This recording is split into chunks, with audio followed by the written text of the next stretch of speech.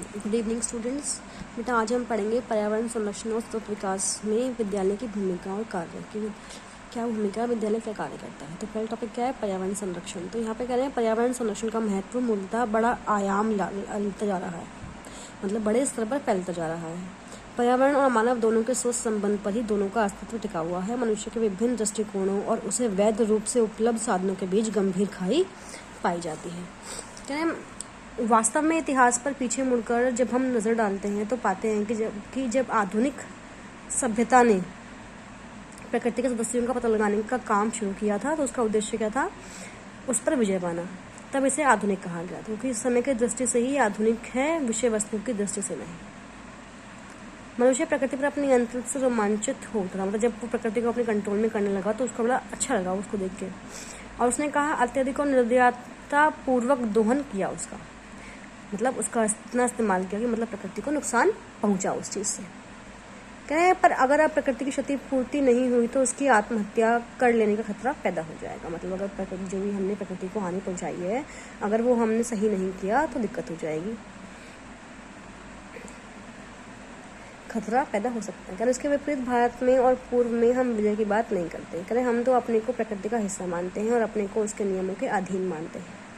यह हमारे सभी प्राचीन ग्रंथों से, हमारी सभी रीति रिवाजों से, हमारे सभी तौर तरीकों से, हमारे ग्रामीणों के रहन सहन और वन क्षेत्रों में हमारी जनजातियों के रहने की विधियों से बिल्कुल साफ पता लगता है। कह रहे हैं वे सब प्रकृति के भाग हैं, वे इसे नष्ट नहीं करते हैं, वे ना तो इसका दोहन करते हैं और ना ही इस पर विजय पाने पर तुले हुए हैं। यह सब हमारे अधिकांश साहित्य ने, भारत की सभी भाषाओं के लिखित और मौखिक साहित्य ने बिल्कुल साफ उजागर कर दिया है। हजारों वर्षों के साहित्य ने मनुष्य और प्रकृति के बीच इस संबंध को स्पष्टतया महत्व दिया है। ये सब प्रकृति के साथ हमारे सह अस्तित्व का प्रमाण है और हमारे सामने प्रकृति के नष्ट होने की चुनौती नहीं रही है। जबकि आज मानव जाति को इसका सामना करना पड़ रहा है, मतलब आज जो है समस्या उत्पन्न हो गई है कि प्रकृति जो है ऑलमोस्ट नष्ट होने के कगार पर। कहते पर्यावरण संरक्षण द्वारा इस चुनौतियों के प्रति जागरूकता से आशा बनती है। संपोषित विकास अब कुछ उत्साही पर्यावरण प्रेमियों का कोरा नारा नहीं रहा है, अब इसे विकास नीति के प्रमुख निर्धारक तत्व के रूप में स्वीकारा जाने लगा है। यह एक बहुत महत्वपूर्ण बात है कि प्रकृति के प्रति शत्रुतापूर्ण रवैये का स्थान पृथ्वी और मानव सभ्यता के बीच स्वस्थ संबंधों ने ले लिया है। इसी माध्यम के द्वारा नवीन विकल्प और समाधान तैयार किए जा रहे हैं ताकि भविष्य को हम साफ कर सकें, उज्जवल कर सकें। कह रहे मानव को वर्तमान में उस बात पर बल देना और सोचना होगा कि भविष्य की प्रौद्योगिकियों, भविष्य के उद्योगों और भविष्य की आर्थिक गतिविधियों में पर्यावरण का हाथ बांध देने वाली इन बातों का ध्यान रखना होगा। पिछली कुछ शताब्दियों से अति दोहन के द्वारा प्रकृति को नष्ट करने की जो कार्यवाहियाँ की जाती रही हैं, अब उन्हें नहीं किया जा सकेगा। विकासशील और विकसित देशों के बीच एक विश्वव्यापी विवाद उत्पन्न हो गया है, लेकिन यह मानव जाति और पृथ्वी के लिए एक अच्छा शगुन है कि 1992 में हम रियो डी जेनेरो में एजेंडा 21 नामी कार्यक्रम पर सहमत हो गए थे। कहने के इन निर्णयों को पूर्णतः लागू किया जाएगा और जो देश उस समय सहमत हुए थे अब पीछे नहीं हटने देंगे। पर्यावरण संरक्षण में विद्यालय की भूमिका क्या होनी चाहिए। तो कहें कि विद्यालय जो है पर्यावरण शिक्षा के केंद्र होते हैं। पर्यावरण शिक्षा पर्यावरण संरक्षण के लिए बेजोड़ भूमिका अदा करती है। पर्यावरण शिक्षा के द्वारा भावी नागरिक छात्रों को पर्यावरण का ज्ञान प्रदान किया जाता है, दक्षता का विकास होता है उनके अंदर, उन्हें बढ़कर उसमें दृष्टिकोण अपने निर्माण की सहभागिता की भावना का विकास करके शिक्षण संस्थाएं पर्यावरण संरक्षण में समर्थ नागरिकों का निर्माण करती हैं। विद्यालय विभिन्न कार्य करके पर्यावरण संरक्षण में योगदान भी देता है। आंतरिक कार्य क्या है विद्यालय के, तो विभिन्न स्तर के जो आंतरिक कार्य हैं उनके क्या होते हैं कि प्रतिवर्ष जो है 5 जून को पर्यावरण दिवस, 21 मार्च को विश्व वन्य दिवस, 3 अक्टूबर को विश्व प्राकृतिक दिवस और 22 अप्रैल को पृथ्वी दिवस का व्यापक आयोजन करके विद्यालय अपना योगदान दे सकता है। पर्यावरण संरक्षण के सरकारी गैर सरकारी विद्यालय स्तरीय कार्यक्रम को नियमित रूप से संचालित करके भी ऐसा हो सकता है। आगे है पर्यावरण शिक्षा और संरक्षण को एक विषय में के रूप में पाठ्यक्रम में शामिल करके छात्रों को शिक्षण दिया जा सकता है। पर्यावरण प्रदूषण और असंतुलन संबंधी समस्याओं का शोध कार्य करना, विद्यालय पर्यावरण प्रशिक्षण संबंधी कार्यक्रम आयोजित करके जन सामान्य प्रशिक्षण प्रदान करना, सेमिनार और कार्यशालाएं लगाकर पर्यावरण संरक्षण संबंधी कार्यक्रम, ओरिएंटेशन और पुनश्चर्या कार्यक्रम आयोजित करके भी हो सकता है। बाह्य कार्यक्रम से आते हैं कि नगर गांव मोहल्लों में स्वच्छता अभियान चलाकर छात्रों को पर्यटन और पर्यावरण संबंधी विधियों को प्रत्यक्ष रूप दिखाकर, बंजर भूमि के संरक्षण की विधियां ग्रामवासियों को बतलाकर, पर्यावरण संरक्षण संबंधी नारे और क्षेत्र लिखकर प्रदर्शित करके, वृक्षारोपण कार्यक्रमों और वन महोत्सव कार्यक्रम आयोजित करके, ये सब हो सकता है। अगला है विद्यालयों का पर्यावरण सूचना तंत्र के रूप में काम करना, कि विद्यालयों का पर्यावरण सूचना तंत्र के रूप में कैसे काम करेगा। तो करेंगे पर्यावरण सूचना तंत्र के अंतर्गत सूचनाएं एक करना, उनकी प्रक्रिया विश्लेषण शामिल करना, इन्हीं सूचनाओं और आंकड़ों के आधार पर योजनाओं का निर्माण किया जाता है। पर्यावरण संबंधी सूचनाएं राष्ट्रीय स्तर पर एकत्र करने के राष्ट्रीय पर्यावरण सूचना तंत्र की स्थापना आवश्यक होती है। ठीक है भाई, भौगोलिक सूचना तंत्र भी इसमें अत्यंत सहयोगी साबित होता है। पर्यावरण मानक और सूचक संबंधी कार्य करके, कि जो निर्धारण में मानक निर्धारण में सूचक की महत्वपूर्ण भूमिका होती है। हानिकारक प्रदूषकों का स्तर सूचकों द्वारा हम ज्ञात कर सकते हैं। टॉलरेंस लेवल भी हम ज्ञात कर सकते हैं। मूल्यांकन संबंधी, पर्यावरण मूल्यांकन संबंधी कार्य करके, कि जो पर्यावरण प्रबंधन, संरक्षण और पूर्वानुमान पर्यावरण प्रभाव मूल्यांकन द्वारा ही संभव है। निगरानी द्वारा आंकड़ों का एकत्रण और विभिन्न तकनीकों द्वारा उसका विश्लेषण करना जरूरी हो जाता है। अगला है विद्यालय के कार्य, विभिन्न पर्यावरणीय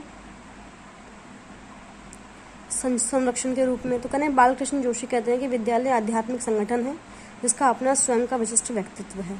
विद्यालय गतिशील सामुदायिक केंद्र है जो जीवन और शक्ति का संचार करते हैं। विद्यालय एक आश्चर्यजनक भवन है, ठीक है, जिसका आधार सद्भावना है, लोगों की सद्भावना, माता पिता सद्भावना और छात्रों की सद्भावना। केजी संयदन के अनुसार नवीन विद्यालय बालक की स्वतंत्रता के बहुत महत्व देता है। यह मनोवैज्ञानिक तथ्य में विश्वास करता है कि बालक का विकास तभी होगा जब उसकी जन्मजात शक्ति और योग्यताओं को परिवेश में पूर्ण स्वतंत्रता मिलेगी। ये केजी संयदन कहते हैं। आगे टॉपिक क्या है कि विद्यालयों की पर्यावरण संरक्षण संबंधी विभिन्न भूमिकाएं कौन सी होती हैं। तो पहला है कि स्कूल सामुदायिक जीवन के केंद्र के रूप में, कि स्कूल सामुदायिक जीवन के रूप में शिक्षा आवश्यक सामाजिक कार्य है। बालक अपने सामुदायिक जीवन में सहभागी बने, इसके लिए विद्यालय से प्रशिक्षित करें। दूसरा है विशिष्ट पर्यावरण के रूप में बल देना है। तो अगर हम बात करते हैं विशिष्ट पर्यावरण के रूप में बल देने की, तो जॉन ड्यू के अनुसार विद्यालय में विशिष्ट पर्यावरण 3 तरह से हो सकते हैं, 3 विशेषताएं। पहला है विशुद्धिकरण पर्यावरण, सरलीकरण पर्यावरण और संतुलित पर्यावरण। विशुद्धिकरण में क्या आता है, समाज जीवन में केवल शुद्ध और दोष रहित बातों को विद्यालय अपनाता है और दोषयुक्त बातों को त्याग देता है। ठीक है, तो परिवेश जो है बालक के भावी विकास और अच्छे समाज के निर्माण में सहायता देता है। सरलीकृत में क्या है कि विद्यालय का पर्यावरण स्थायी महत्व के जीवन मूल्यों को सरल ढंग से सामने रखता है, जिसे बालक सरलता से समझ सके। संतुलित पर्यावरण में क्या है कि विद्यालय का पर्यावरण संतुलित होता है, जहाँ सामाजिक समरूपता होती है और बालक संकीर्णताओं से बाहर निकलकर व्यापक विचारों के परिवेश में रहता है। उसके बाद है स्कूल रचनात्मक परिवेश के रूप में। तो यहाँ पे रचनात्मक परिवेश के रूप में क्या है कि वर्तमान विद्यालय के सर्वांगीण विकास के लिए पाठ्य सहगामी क्रियाओं और यथा प्रायोगिक कार्य, राष्ट्रीय सेवा, एनसीसी, खेलकूद, इन पर विशेष ध्यान दिया जाए। फिर लास्ट है स्कूल सक्रिय पर्यावरण के रूप में। इसमें क्या है कि जो आपका विद्यालय है वो स्फूर्ति में जीवन का केंद्र होता है, ये अपने चारों ओर की वास्तविकताओं से जुड़ा रहता है। टीपी नन के अनुसार विद्यालय को मुख्य रूप से ज्ञान प्राप्ति का स्थान नहीं बल्कि एक ऐसा स्थान समझा जाना चाहिए जहाँ बालकों को कुछ प्रकार के कार्य दिए जाएं, उसमें वो शामिल हों। तो क्या काम है, पहला है औपचारिक कार्य। विद्यालय कार्य कौन से होते हैं, औपचारिक कार्य और अनौपचारिक कार्य। औपचारिक कार्य में कौन से आते हैं कि बालकों की विचार शक्ति का और निर्णय करने की क्षमता का विकास करना, बालकों का चरित्र निर्माण करना और आध्यात्मिक ज्ञान प्रदान करना, अपनी सांस्कृतिक विरासत और ज्ञान का संरक्षण, संवर्धन और गुणकारी बनाकर अगली पीढ़ी में भेज देना। उसके बाद है बालकों में गतिशील और संतुलित मस्तिष्क का विकास करना, जीविका की समस्याओं को हल करने की क्षमता का विकास करना। अनौपचारिक में कौन से आते हैं कि सक्रिय पर्यावरण का निर्माण करने वाले बालकों को रचनात्मक क्रियाओं को प्रोत्साहित करना, समाज सेवा और सामाजिक उत्सवों दौरान छात्रों को सामाजिक जीवन का प्रशिक्षण देना, वाद विवाद, चित्रकला प्रदर्शनी, संगीत कार्यक्रमों, नाटकों आदि के माध्यम से छात्र छात्राओं के भावनात्मक पक्ष को प्रोत्साहित करना, एनसीसी, खेलकूद, स्काउटिंग, व्यायाम, योग आदि की व्यवस्था करके छात्रों को शारीरिक विकास हेतु प्रशिक्षण देना। ठीक है, तो अब ये क्या शिक्षाविदों द्वारा विद्यालय के पर्यावरण संरक्षण संबंधी कार्यक्रम से होते हैं। तो थॉमसन ने यहाँ पे है वर्गीकरण किया और ये बताया कि 5 वर्ग हैं: सामुदायिक जीवन का प्रशिक्षण, साहित्यिक प्रशिक्षण, बौद्धिक प्रशिक्षण, राष्ट्रीय गौरव और देशभक्ति का प्रशिक्षण और स्वच्छता का प्रशिक्षण। ये दिया थॉमसन ने। उसके बाद है ब्रूबेकर, इन्होंने क्या किया, प्रगतिशील कार्य और निष्पक्ष कार्य और संरक्षण कार्य, ये 3 में डिवाइड कर दिया। ठीक है, पर्यावरण संबंधी कुछ और कार्य भी हैं। पहला है निम्न प्रभाव डालने वाली तकनीक का, मतलब ऐसे तकनीक का इस्तेमाल किया जाए जो बच्चों पर लो इम्पैक्ट डाले। ठीक है। सॉफ्ट टेक्नोलॉजी क्या होती है? कोमल प्रौद्योगिकी की निम्न प्रभाव डालने वाली तकनीक को हम सॉफ्ट टेक्नोलॉजी भी कहते हैं। उसके बाद दूसरा है अनुवांशिक विविधता का संरक्षण और बाह्य मनोरंजन का प्रावधान, कि जो आपके अनुवांशिक विविधता है उसको संरक्षित करें और जो बाह्य मनोरंजन है उसको हम आगे एक्सपेंड करें। संरक्षित भूदृश्य पायतंत्र की रक्षा, कि जो आपका भूदृश्य है उसको आपको रक्षा करनी है। आपके उद्यानों में न केवल वृक्ष पशुओं की दुर्लभ प्रजातियों की रक्षा की जानी चाहिए, बल्कि संपूर्ण पायतंत्र की रक्षा भी होनी चाहिए। जो प्रोजेक्ट टाइगर था, उसे प्रोजेक्ट जो टाइगर थे वो अमाउंट में कम हो गए थे, मात्रा में कम हो गए थे, उनके संरक्षण के लिए जो है प्रोग्राम चलाए गए थे। संरक्षण एवं प्रबंध को कम करना, कि वर्तमान समय में पर्यावरण प्रबंध की लागत बहुत अधिक है। मतलब क्या हुआ कि 1985 के 5 वर्षों में 40 करोड़ रुपए से भी अधिक की धनराशि खर्च हुई थी। इस धनराशि में से 15 करोड़ रुपए पर्यावरण नियोजन, क्षेत्रीय कार्यों के प्रदर्शन, सूचना एकत्र करना और निगरानी में, 10 करोड़ रुपए पारी विकास कार्यक्रमों में, 5 करोड़ पारिस्थितिकी और पर्यावरण शिक्षा में, 5 करोड़ भारतीय वनस्पति संरक्षण विभाग द्वारा, 5 करोड़ भारतीय वनस्पति सर्वेक्षण विभाग द्वारा और 5 करोड़ अपने प्राणी संरक्षण विभागों में प्रदान किए गए थे। उसके बाद समन्वित उपागम पर बल, जो पर्यावरण प्रबंधन की रणनीति बनाते समय अंतर संबंधित चरों को शामिल किया जाना चाहिए। मतलब क्या, प्रदूषण नियंत्रण के लिए बनाई जाने वाली रणनीति में अनेक अनुशासन और जैसे कि भूगोल, भूगर्भ शास्त्र, पारिस्थितिकी, समुद्र विज्ञान, अर्थशास्त्र और पर्यावरण अभियांत्रिकी आदि को शामिल किया जाना चाहिए। इसके बाद कानूनी अथवा तकनीकी उपायों का मूल्यांकन किया जाना चाहिए।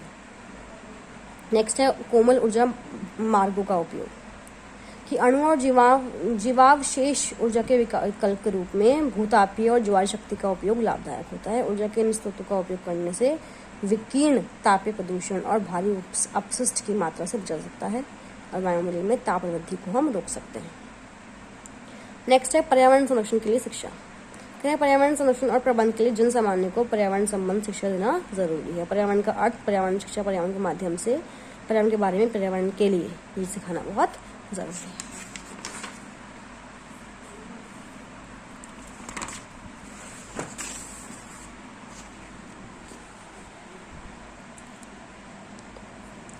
पर्यावरण शिक्षण के उद्देश्य क्या है? तो समस्याओं के निराकरण के लिए वचनबद्धता का विकास करना, पर्यावरण संबंधी समस्याओं के प्रति जन जागरूकता और संवेदनशीलता उत्पन्न करना, समस्याओं के निदान के लिए जन सामान्य में समुचित उपायों और क्रियान्वयन की दक्षता उत्पन्न करना, बहुआयामी समस्याओं के समाधान में विविध पक्षों की विश्लेषण क्षमता का विकास करना, ये उद्देश्य है।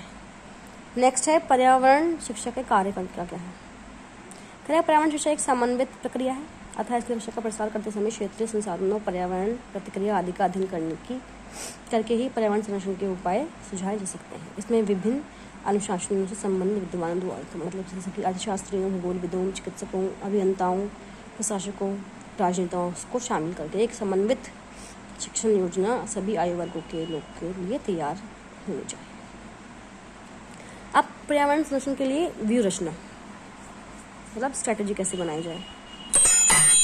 तो पर्यावरण समस्याएं औद्योगिक और विकसित देशों में विकासशील देशों की तुलना में अधिक गंभीर है, लेकिन विकासशील देश में पर्यावरण के लिए कम चिंतित नहीं है। चिंता के कारण क्या है? कि विकासशील देश भी जीवन की गुणवत्ता बनाने के प्रति विशेष चिंतित है। कुछ समस्याएं नगरों में प्रदूषण की समस्या विकसित एवं विकासशील देशों में एक जैसी है। अनेक पर्यावरण समस्याएं राष्ट्रीय सीमाओं को पार कर जाती हैं और संपूर्ण विश्व में खतरा उत्पन्न करती हैं। पर्यावरण संबंधित रणनीतियां देशकाल, परिस्थिति, मूल्य, आवश्यकताओं, लक्ष्यों, कुशलताओं और अभियान के अनुसार बदलते रहते हैं। कौन कौन से मानदंड हैं इसके लिए?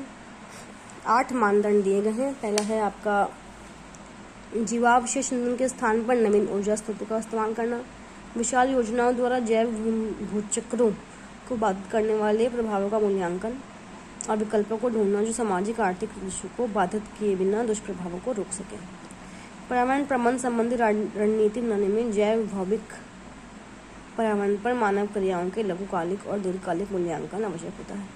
भौगोलिक पर्यावरण के अनुकूल प्राविधिकी का विकास कार्यों के लिए उपयोग, भौगोलिक आपदाओं के दबाव को पायतंत्र को बिना संकट में डाले कम करना, पर्यावरण के लाभदायक प्रभाव के प्रति जनता में जागरूकता उत्पन्न करना, व्यक्तिगत स्वार्थों को रोकने और जनहित को बढ़ावा देने वाले नियमों का निर्माण और क्रियान्वयन, ये कुछ मानदंड हैं। जेफर्स ने 5 अवस्थाएं बताई हैं संसाधन प्रबंधन नियोजन के लिए। पहला है लक्ष्यों और उद्देश्यों की पहचान करें, प्रासंगिक समस्याओं को समझने के लिए शोध करना, लक्ष्य की प्राप्ति के लिए वैकल्पिक व्यूहरचनाओं की पहचान और मूल्यांकन करना, विशिष्ट व्यूहरचनाओं का चयन और क्रियान्वयन, परिणाम की देखरेख करना और मूल्यों एवं मांग के अनुरूप योजना में परिवर्तन करना। ठीक है, आगे है पर्यावरणीय विकास में स्कूल का प्रभाव। तो ये पर्यावरणीय विकास में स्कूल का प्रभाव क्या है? करें रॉस के अनुसार स्कूल्स जो हैं, रॉस कह रहे हैं कि विद्यालय वो संस्थाएं हैं जिनको सभ्य मनुष्य द्वारा इस उद्देश्य से स्थापित किया जाता है कि समाज सुव्यवस्थित और कुशल सदस्यता के लिए बालकों की तैयारी में सहायता दे। समायोजन आदर्शों, मानसिक प्रवृत्तियों, प्रेम, सहयोग, परोपकार, सहिष्णुता, कर्तव्य पालन, आज्ञा पालन, अनुशासन आदि का विकास उपयुक्त पर्यावरण से होता है। प्लेटो कहते हैं कि यदि आप चाहते हैं कि बालक सुंदर वस्तुओं की प्रशंसा करे और रचना करे तो उसे सुंदर वस्तुओं से घेर दीजिए, मतलब उसके आसपास जो सुंदरता की चीज़ें ही रखें। विद्यालय शब्द विद्या या ज्ञान, और आलय मतलब घर का अर्थ होता है। विद्यालय ज्ञान का घर है। ठीक है, करें एंग्लो भाषा का स्कूल शब्द लैटिन भाषा के स्कॉला शब्द और ग्रीक भाषा के स्कोल शब्द से बना है। इसका मतलब है आराम अथवा अवकाश, लेकिन इसका अपना व्यापक मतलब है। विद्यालय बालक के शारीरिक और मानसिक विकास का केंद्र है, मतलब विद्यालय के अंदर ही बच्चे का शारीरिक और मानसिक विकास संभव है। इसका उद्देश्य समाज के सांस्कृतिक और नैतिक मूल्यों और ज्ञान का संरक्षण और संवर्धन, मतलब उसको आगे बढ़ाना है। जॉन डियो ने कहा था कि विद्यालय एक ऐसा विशिष्ट परिवेश है जहाँ जीवन के विशिष्ट गुणों, क्रियाओं, व्यवसायों की शिक्षा उस उद्देश्य से की जाती है कि बालक का विकास वांछित दिशा में हो सके, मतलब जहाँ पर हमें करना है। विद्यालय के भौतिक, सामाजिक, सांस्कृतिक और मनोवैज्ञानिक पर्यावरण का बहुमुखी प्रभाव होता है, जो शिक्षा और प्रभाव घर और समाज में संभव नहीं है। कहना है विद्यालय के परिवेश में सरलता संभव है। विद्यालय शिक्षा केंद्र तो है ही, जो सांस्कृतिक विरासत को भी एक पीढ़ी से दूसरी पीढ़ी को तरफ बढ़ाता है। मतलब किसी भी राष्ट्र की प्रगति का निर्णय विधान सभाओं, न्यायालयों और फैक्ट्रियों में नहीं बल्कि विद्यालयों में होता है। ठीक है भाई, तो ये था आपका आज का टॉपिक। कल जो हम पढ़ेंगे वो पढ़ेंगे पर्यावरण संरक्षण संबंधी विभाग के क्या क्या कार्य होते हैं। ठीक है, और अगली क्लास में चैप्टर जो है वो ख़त्म हो जाएगा और नेक्स्ट क्लास में हम जो है अपना अगला वाला चैप्टर भी स्टार्ट कर देंगे। ठीक है, तो आज आप जो है इसे कंप्लीट कर लें, जितने भी टॉपिक हमने पढ़े हैं। कल मिलते हैं बाकी।